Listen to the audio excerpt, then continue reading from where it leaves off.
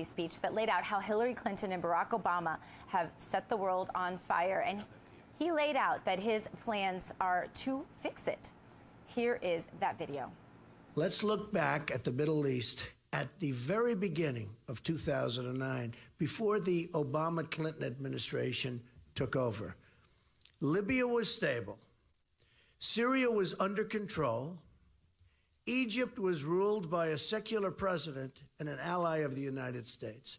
Iraq was experiencing a reduction in violence. The group that would become what we now call ISIS was close to being extinguished. Iran was being choked off by economic sanctions. Fast forward to today. Libya is in ruins. Our ambassador and 3 other really brave Americans are dead, and ISIS has gained a new base of operations. Syria is in the midst of a disastrous civil war. ISIS controls large portions of territory. A refugee crisis now threatens Europe and the United States. In Egypt, terrorists have gained a foothold in the Sinai Desert near the Suez Canal, one of the most essential waterways of the world. Iraq is in chaos, and ISIS is on the loose.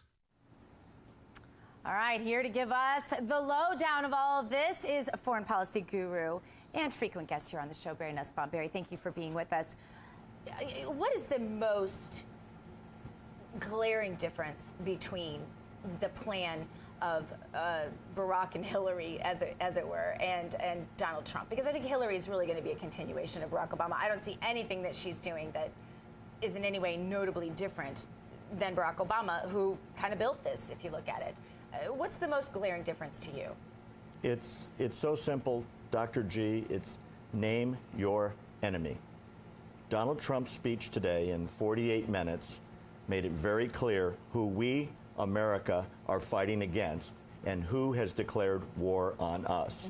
He said it over and over and over again, more times in 48 minutes than Barack Obama has said it in 7 years, and more times than Hillary Clinton has said it in 7 years. And yet, Barry, the media, they're just not going to give Donald Trump a pass on anything. He stuck exactly to prompter today.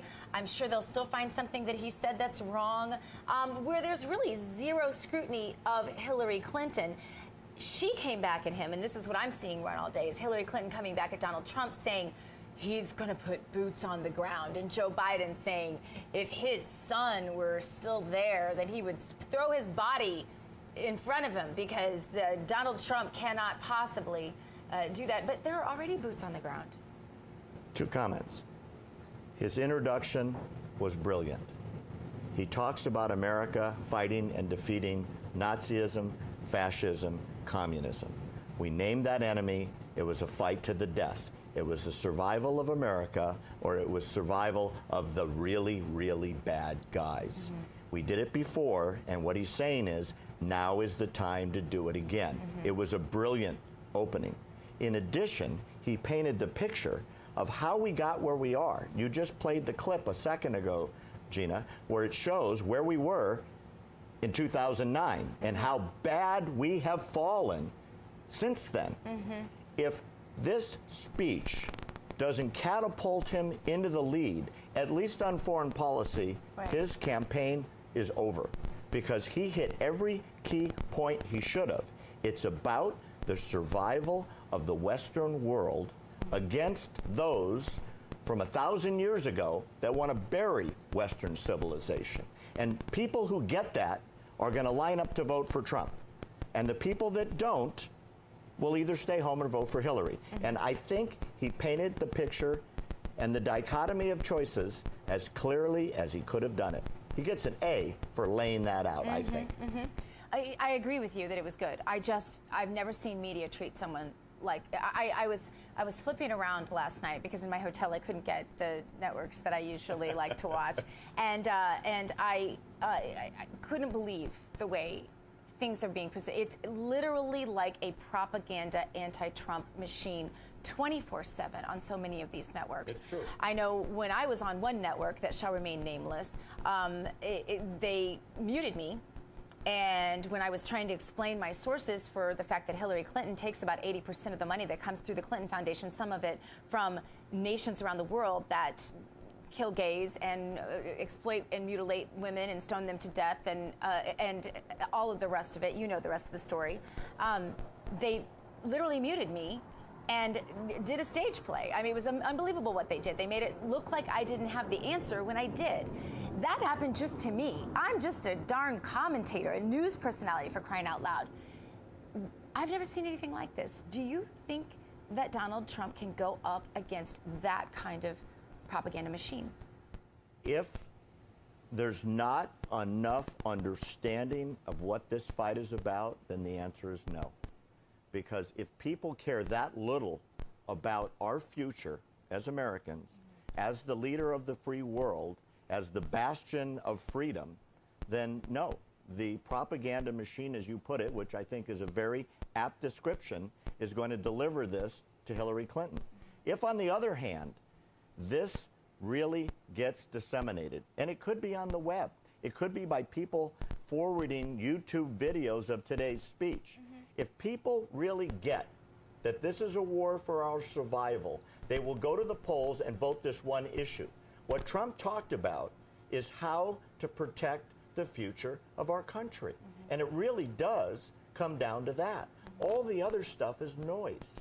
The mistakes, the malaprops, the bad things he said about this person or that person, throw all that apart from this dialogue.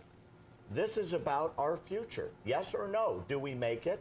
Or is there terrorism on every street corner? And he introduced a plan and a fundamental step-by-step analysis of what to do about it. Nobody has had this discussion until today. He's talking about a mass education of the American people of who we're fighting and why we're fighting them and how we need everybody, all of us, you, me, even that guy over there, well, maybe not that guy, all signed up to fight this battle. So what's your message right now to the Never Trumpers? Because they're out there talking now about forcing Donald Trump out and putting in Mike Pence. And I'm hearing more and more about that on the alphabet soup media. What's your response to that? You know, for some reason, this is politics and not reality. And what I mean by that is it's vote the party, vote with the elite, vote with the media, vote with status quo.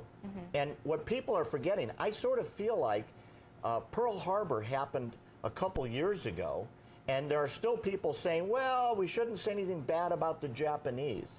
More people have died because of ISIS than were killed at Pearl Harbor. And yet, there's no declaration of war. There's no naming the enemy. It's as if it's a political thing and not a survival thing. If the survival issue becomes the issue, you've got Trump as president. If it doesn't resonate, if it doesn't get delivered to the American voter, say hello to President Clinton. And the challenge is, psychologically, who wants to believe that we have an enemy that really wants to kill us? Nobody wants to deal with that reality. It's a challenge, Barry. It's the truth. Thank you so much for being with us. Coming up next is our rapid fire round with Reagan Baby herself. That is Megan Barth. And we will be back in just a moment with more America Trends. Stay right where you are, because we're coming back at you.